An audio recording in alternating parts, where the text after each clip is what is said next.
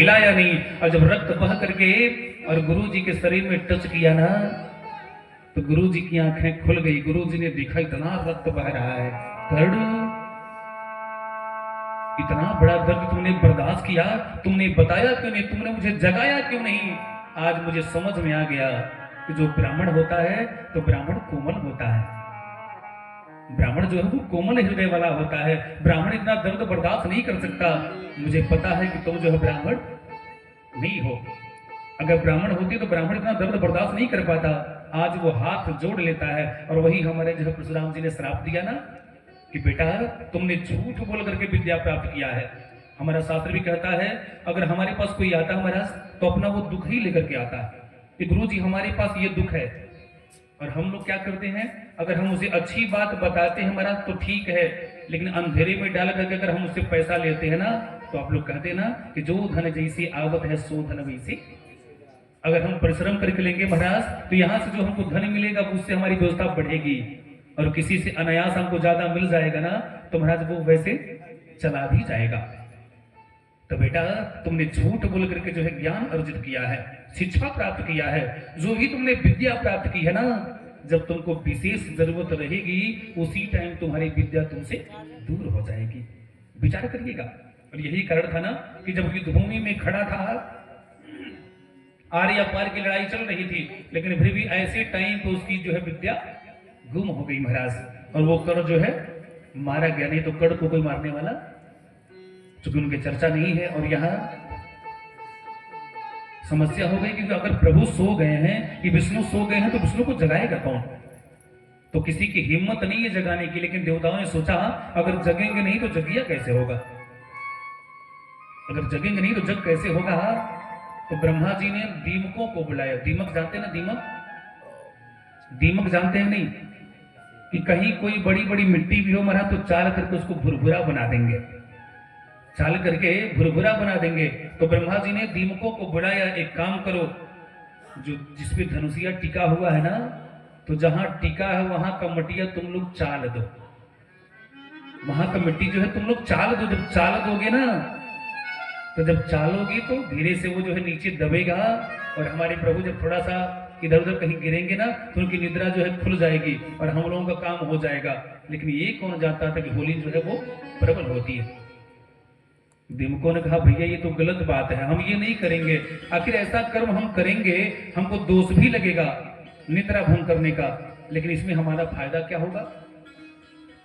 दीमक ने कहा कि आखिर इसमें हमारा फायदा क्या होगा।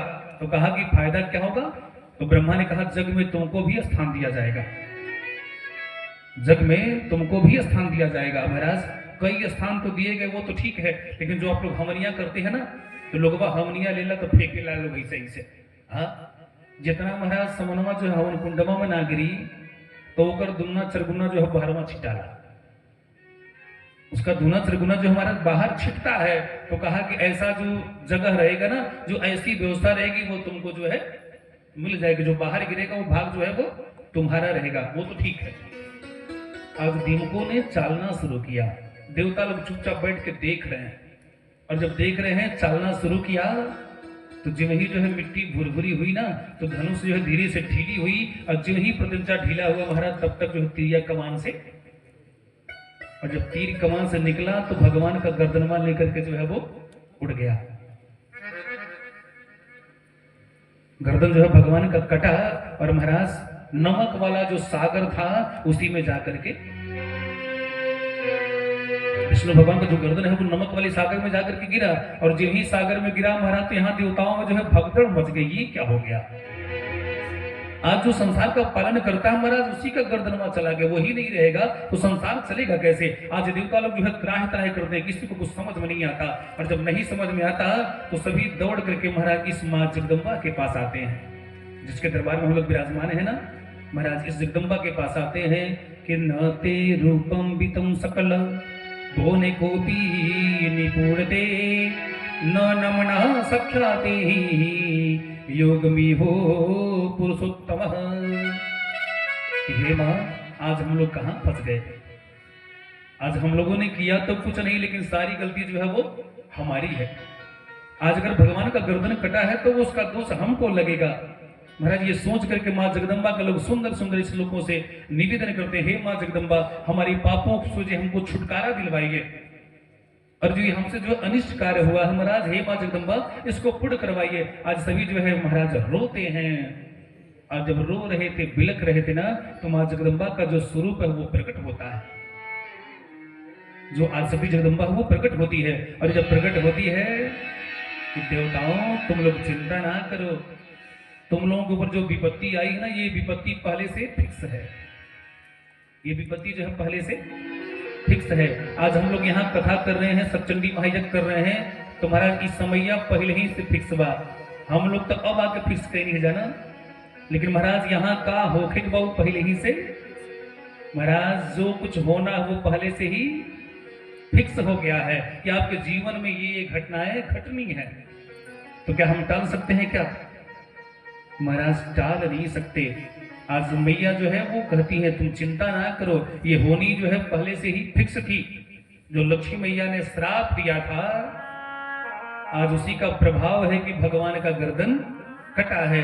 एक काम करो, ये जो मेरे सामने त्वष्टा नामक एक जो है, ये त्वष्टा नामक जो ये अस्त्र है, इसी का गर्दन काटो, और काट करके जो है भगवान के जो है गर्दन से जोड़ दो।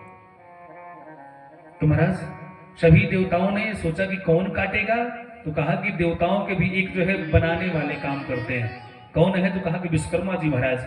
वो जो जगशाला है ना, जगशाले में सबसे ऊपर देखिए वहां एक जो है लोटा लगा हुआ है महाराज, वहीं ऊपर जो है उनका आसन दिया जाता है विश्वकर्मा जी का, क्योंकि सबसे ऊपर आप हैं, सारी व्यवस्था को बनाने वाले आप हैं। जब भी विपत्ति आती है देवताओं के ऊपर, तो विश्वकर्मा जी महाराज शस्त्र बनाते हैं। जैसे आगे मिलेगी कथा वृत्तासुर, तो वृत्तासुर को जब मारना पड़ा, तो महाराज दधीची महाराज की हड्डियों से जो है वज्र किसने बनाया? तो विश्वकर्मा जी ने, और उसी से जो है वृत्तासुर को मारा गया। और आज वो जो है गर्दन को काटते हैं उस अश्व का, और जब गर्दन कटा महाराज, उसी गर्दन को ला करके लगाया गया भगवान के गर्दन से।